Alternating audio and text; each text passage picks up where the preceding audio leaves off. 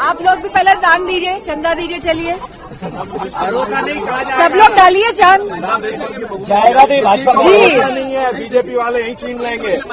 तो यही मैं समझती हूँ कि लोग बहुत सालों से सोच के बैठे थे और जिन लोगों ने संकल्प लिया हुआ था और जिन लोगों की श्रद्धा थी, निष्ठा थी, इन सभी भावों के साथ मंदिर आए थे और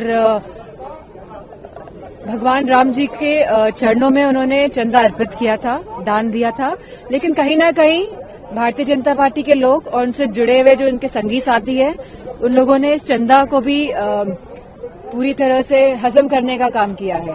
लेकिन जो यूपी विधानसभा चुनाव आने वाला है उसमें समाजवादी पार्टी और अयोध्या में जब ये इतनी बड़ा घटना हुई और जो हमारे मुख्यमंत्री जी हैं वो लगातार अयोध्या जा रहे थे, लगातार सबने न्यूज में देखा, बहुत बढ़ चढ़ के बात आती थी, इसलिए हमें भी याद है।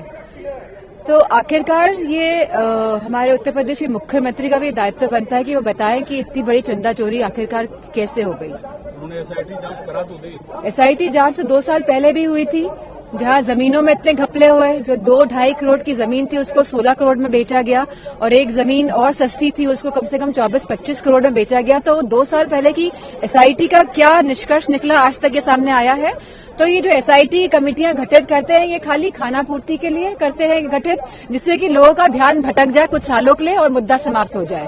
समाजवादी पार्टी ही यहाँ अकेली थी जो इस मुद्दे को जोर शोर से उठा रही थी। सहयोगी दल खासकर कांग्रेस जो आधी सीट मांग रही है, जो महत्वपूर्ण मुद्दे हैं समाजवादी पार्टी पूरे जोर शोर से उठाने का काम करेगी, क्योंकि हम विपक्ष में हैं। तो हमारा क्या कार्य है? हमारा यही तो कार्य है कि जो बातें हैं, जो हम देख रहे हैं, जो जिस परिस्थितियों से देश आज गुजर रहा है उसको सामने रखने का ये हमारा दायित्व है और इसको हम पूरी तरह से निभाएंगे।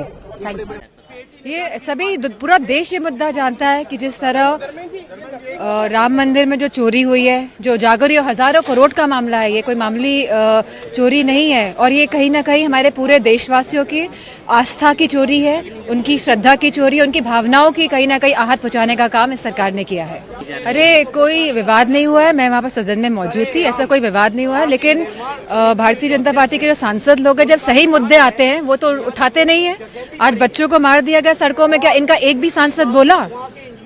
जो आपने खून बहाया बच्चों का, जो आपने लाठियां बजाई और जिस तरह से AK-47 राइफल्स का यूज हुआ है और जिस तरह से पैलेट गन्स का यूज हुआ है, जिस तरह से किलो वाले डंडे का यूज हुआ है, क्या एक भी भारतीय जनता पार्टी के सांसद ने हमारे देश के युवाओं के लिए, हमारे देश के छात्रों के लिए, जेनजी के लिए क्या एक भी आवाज उठाई? किसी ने कुछ भी कहा तब तो ये मौन धारण कर लेते हैं, तब इनकी आवाज कहाँ गुम हो जाती है? सवाल इस बात का है। अगर आप ये वीडियो YouTube पर देख रहे हैं तो हमारे चैनल को सब्सक्राइब कर बेल आइकन दबाएं और Facebook पर देख रहे हैं तो हमारे पेज को लाइक करें।